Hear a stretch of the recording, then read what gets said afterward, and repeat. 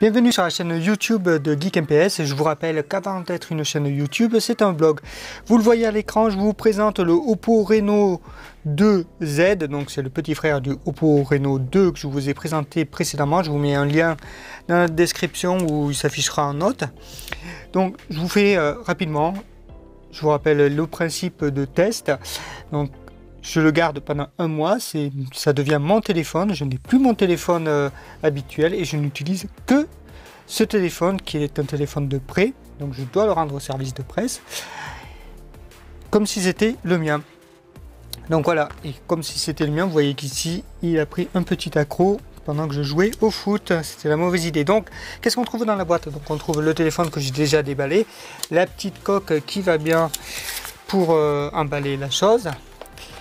Et dans la boîte on trouve un joli cordon USB type C, donc ça on se pose même plus la question, c'est toujours ça, pour une charge rapide, le petit pin pour la trappe, une alimentation assez rapide, des écouteurs que j'ai pas testé, parce que bon, j'en voyais pas trop l'utilité, et je crois que c'est tout ce que nous avons dans la boîte. Donc nous passons très rapidement à l'appareil.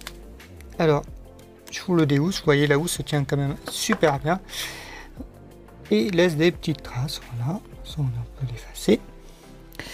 Donc à l'avant nous avons un super écran AMOLED dont la définition je vous la mettrai en description ou sur le site web. Sur le côté les boutons volume plus, volume moins. À l'arrière nous avons un joli petit effet sympa et trois caméras. Donc celle qui sert pour le bokeh, celle qui sert pour le grand angle, celle qui sert de caméra principale et la fameuse caméra zoom. Ici ce n'est pas une caméra mais un petit picot pour que lorsque vous posez le téléphone à plat, les objectifs ne touchent pas le sol. Et ici un double flash. Au-dessus nous avons une prise micro, la trappe pour la caméra vue de face. Je vous la sors immédiatement. Voilà. Sur l'autre côté, nous avons le bouton Power, la trappe qui contient une carte SD ou deux nano SIM ou une nano SIM et deux cartes SD. Et enfin, au-dessous, nous avons un haut-parleur, le connecteur USB-C, un jack qui n'a pas été oublié et une petite prise micro. Nous avons un CPU qui nous vient de chez Mediatek et c'est de mémoire un P90G. Avec 6 Go de RAM et 128 Go de ROM, donc une bestiole assez puissante pour faire tourner à peu près tout ce qu'on veut. Donc vous voyez à l'écran, il est extrêmement lumineux. Voilà, je vous fais comme si on était en plein soleil avec la lampe. On peut faire mieux. Bon, globalement on voit très bien l'écran, il est super agréable, il est super grand et c'est super bien pour regarder les vidéos. Et je n'ai pas connu de problème avec. Donc très bien, le tactile fonctionne très bien. C'est un tactile 10 touches. Bon, en général, on ne met pas 10 doigts sur un écran, mais sachez que ça fonctionne. Et donc, pas de problème côté écran. Alors, ce qu'on veut savoir, c'est est-ce qu'on peut passer des appels sans problème? Oui, parfaitement. Alors, niveau réseau, il n'y a pas de souci. Il capte tout. Il est plutôt assez performant. J'ai pas eu plus de soucis qu'un autre téléphone que je teste actuellement. Donc, c'est quand même des moyens de gamme assez hauts. Et à ce niveau-là, j'ai pas été déçu par le réseau. Peut-être encore pour ceux qui connaissent ce trajet au niveau de l'hôpital Foch de Suresnes. Je ne sais pas ce qui se passe dans cette zone, mais lorsque vous êtes chez Bouygues, vous ne captez plus rien. Et lui ne s'en sort pas trop mal. Il capte un petit peu, mais c'est pas non plus ce qu'on attend. On attend qu'il capte un peu mieux vu son petit prix. Donc les appels, pas de souci, j'ai passé plein d'appels à ma mère, elle m'entendait très bien, je l'entendais très bien. J'ai pas essayé avec les oreillettes en Bluetooth, a priori je vois pas pourquoi il y aurait des problèmes. Le son, alors le son est parfaitement étonnant, il faut le signaler, donc le haut-parleur, comme sur son grand frère, est très bon. On peut regarder des vidéos sans le casque. Et lorsqu'on ajoute le casque, on a droit au son Dolby Atmos, et là ça vous change tout. Vous avez vraiment l'impression de rentrer dans les films. Ce son Dolby Atmos, donc c'est une petite option. Alors, ça marche en filaire, ça marche pas forcément en Bluetooth, ça dépendra du Bluetooth que vous avez. Donc c'est cette petite icône, ça c'est juste génial, ça vous change complètement le son. Vous avez des égaliseurs, je vous montre ça sur la gauche. Et le son vraiment au casque, génial. Le casque en Bluetooth pareil, c'est vraiment très bon. Ça en est même surprenant, je ne pensais pas obtenir du son aussi bien. La radio, alors la radio, pareil, le son est Dolby Atmos. Très étrangement, puisque je vois pas, le signal n'est pas Dolby Atmos, mais il arrive à faire ça. Donc vous avez un super son avec la radio, et c'est bien de le signaler aussi.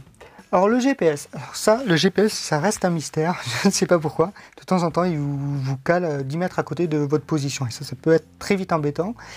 Alors c'est pas arrivé en voiture, mais c'est arrivé lorsque je suis en trottinette et lorsque je suis à pied. Donc je ne sais pas ce qui se passe, est-ce qu'il n'y a pas assez de satellites, est-ce qu'il capte mal les satellites? On a vu mieux comme GPS, donc c'est pas échoué, mais on a vu mieux comme positionnement de satellitaire.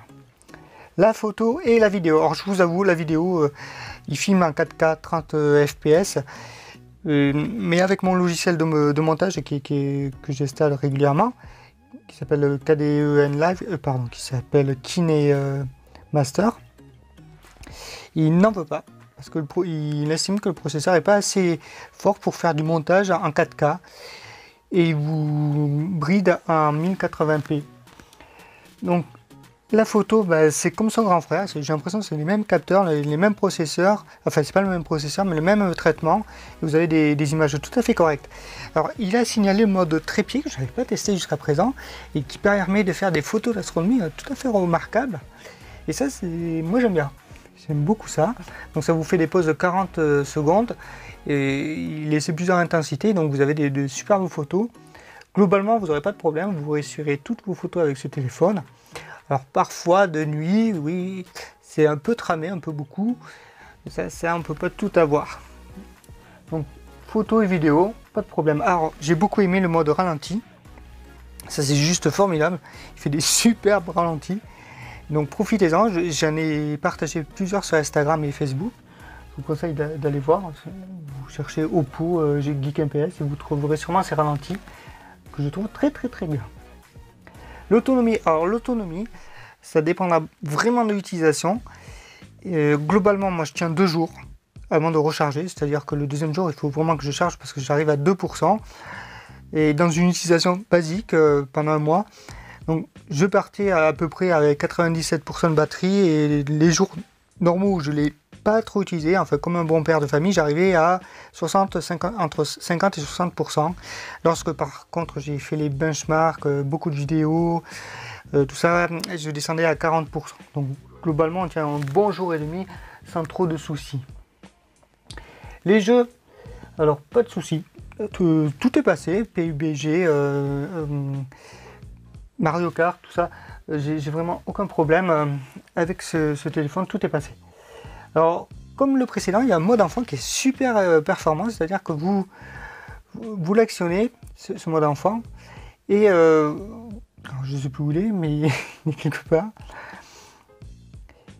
Et votre enfant ne peut rien faire d'autre que jouer ou utiliser les applications que vous avez désignées. Et pour sortir, il faut un mot de passe.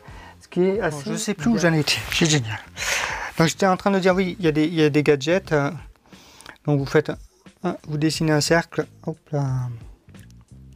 Dessinez un cercle, il va actionner l'appareil photo. Si vous appuyez 5 fois sur le bouton comment ça s'appelle, bouton power, il va appeler les secours ou appeler un numéro que vous avez défini.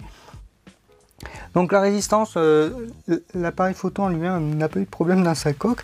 Juste, je ne sais pas si c'est fourni par le service de presse, mais vous voyez, j'ai décroché la petite vitre, la petite protection. Ça s'est passé dans ma poche, comme j'ai l'habitude de mettre mon téléphone dans ma poche arrière. Donc je ne peux pas vous dire si c'est la protection de base. Je pense pas, je pense que c'est le service de presse qui nous prête ça. Donc en conclusion, la conclusion c'est simple, c'est que quand vous avez un téléphone à ce prix-là, il y a peu de surprises, ça fonctionne très bien, vous n'avez pas vraiment de soucis. J'avais un petit doute sur les médiathèques, il n'est pas vraiment levé parce que le GPS c'est moyen et je me demande si c'est pas lié à médiathèque. Les mises à jour elles sont bien arrivées comme il faut. Donc Ce téléphone, vous pouvez l'acheter si vous l'avez avec un forfait. Oui, c'est un bon téléphone, très agréable, avec une caméra pop-up qui marche très bien, des caméras qui font le travail. L'autonomie est au rendez-vous. Donc oui, c'est un téléphone que vous pouvez acheter sans trop de soucis. Bon, les mises à jour, je ne sais pas si c'est le coronavirus. Oui, on est en période de coronavirus. Il n'y en a plus depuis le début de l'expérience. Donc c'était le 4 février.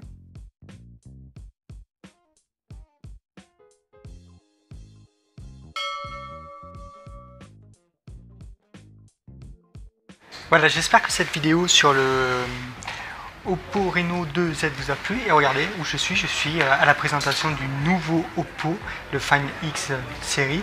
Donc certes, c'est pas du tout le même prix et j'espère un jour vous le présenter. Il arrive en mai 2020 en France. Et n'oubliez pas de vous abonner. Merci beaucoup.